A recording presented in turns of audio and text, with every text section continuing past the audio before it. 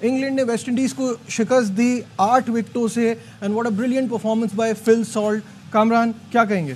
देखिए ज़बरदस्त मोमेंटम मिला. सुपर 8 का मैच जीतना बड़ा ज़रूरी, क्योंकि हर मैच में जीतना इसलिए ज़रूरी है कि गलती की गुंजाइश नहीं है, फिर कम बैक करना बड़ा मुश्किल हो जाता है, क्योंकि ये ग्रुप बड़ा टाइट है. साउथ अफ्रीका बड़ी अच्छी टीम फॉर्म में आई है, तो अच्छी विक्ट्री. वेस्ट इंडीज़ की टीम, ब्रैंडन किंग का इंजर्ड होना मेरे ख्याल से वो थोड़ा सा बैक फुट पे उनको ले गया. जो पावर प्ले 56 का था, जैसे वो खेल रहा था 65-70 का पावर प्ले हो जाता तो ऑटोमेटिकली 20-25 रन ज़्यादा हो जाने. तो फिर 6 ओवर्स के बाद जो 4 ओवर किए हैं ना, वहाँ पे 30 रन बने. वहाँ पे मोमेंटम बनाना चाहिए था, तेज़ रन्स करने चाहिए थे. पता है कि इंग्लैंड की बैटिंग लाइन अब बड़ी स्ट्रॉन्ग है, वहाँ पे मेरे ख्याल से थोड़ा सा स्लो खेले हैं, जिसकी वजह से रन्स इतने कम हुए. और बॉलिंग और कैप्टनसी मेरे ख्याल से वो बटलर की बड़ी ज़बरदस्त रही. आपने बॉलर्स को बड़ा अच्छा यूटिलाइज़ किया, मोइन अली को, सबको मेरे ख्याल से अच्छी विक्ट्री है.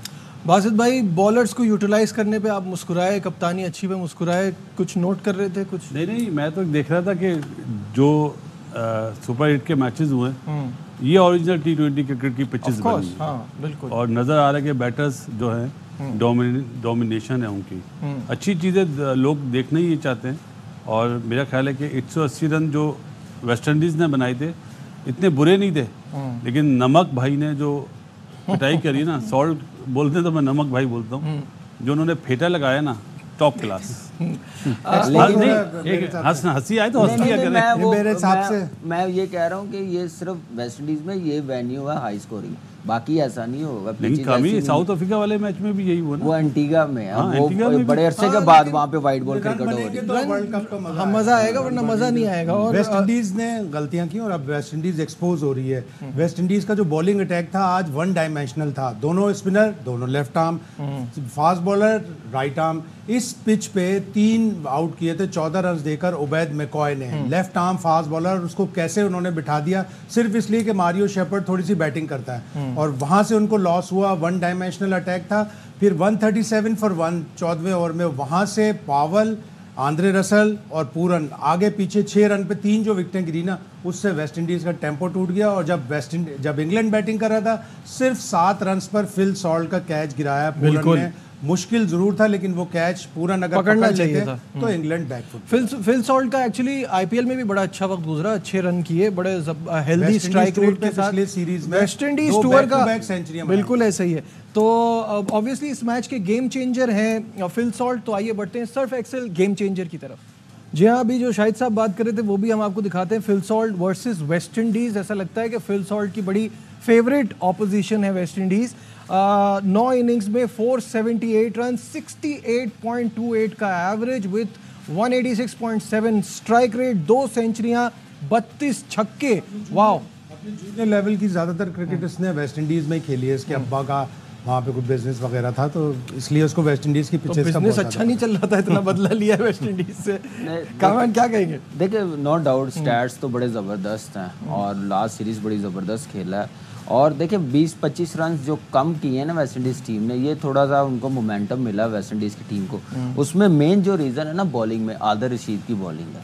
पूरम खेल रहा था, 98 रन उसने बनाए. एक साइड पे हवा भी तेज़ थी, बड़े इंपॉर्टेंट ओवर उसने किए हैं और 21 रन दिए हैं उसने 4 ओवरों में.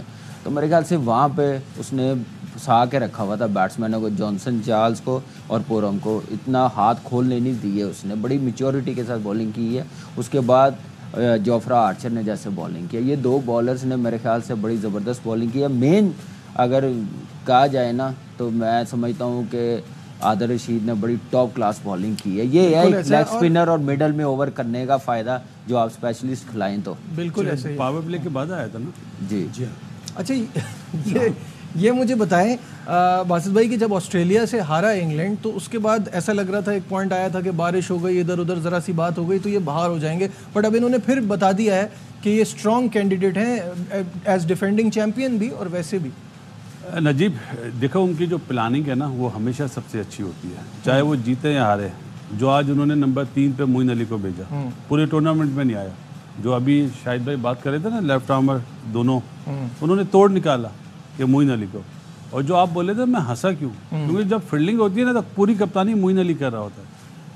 बटलर पीछे होता है, वो दे देता है बॉलर को. अगर आप देखें मोनोप्लेट जिस तरह करता है ना मोइन अली, यहाँ पे फील्डर यूँ इधर इशारा कर रहा है, तो इन्होंने जो वाइस कप्तान बनाया है कुछ देख के ही बनाया है, सही बनाया है, और जिन्होंने नहीं बनाया वो वापस आ गए हैं। बिल्कुल जुमला वही सुनने को मिला कि वी वर 20 रन शॉर्ट था, लेकिन रोमन पावल ने बड़ी डिफरेंट इंग्लिश में उसको यूज किया। उसने कहा we left behind 15 to 20 run, तो ये नहीं कहा कि वी वर 20 रन शॉर्ट, तो शॉर्ट थे वेस्ट इंडीज वाले। खेला खूब रोमन पावल आज। हाँ, बहुत ज़बरदस्त। अच्छा शाहिद साहब बीच में एक बात कह रहे थे, उसकी तरफ आते हैं फाइनली, फिर दूसरे मैच की तरफ बढ़ेंगे। जो सॉल्ट का बिजनेस बताया नहीं बिजनेस होगा, नहीं जॉनी बेयरस्टो की परफॉर्मेंस, क्योंकि एक्चुअल अगर आप कहें फिल सॉल्ट ने बड़ी शानदार इनिंग खेली, लेकिन मोमेंटम बदला बेयरस्टो ने। हाँ, बेयरस्टो ने जिस तरह आके मारे 2-3 तो उसके बिल्कुल लगे ही नहीं, ऐसे लगे कि बिल्कुल इनसाइड एज होके लगा, फिर एक इनसाइड एज बिल्कुल बोल्ड होते होते रहा, लेकिन उसने हिम्मत नहीं आ रही, उसने कहा नहीं मैं इसी तरह मारूंगा। ऊपर उन्होंने मोइन अली को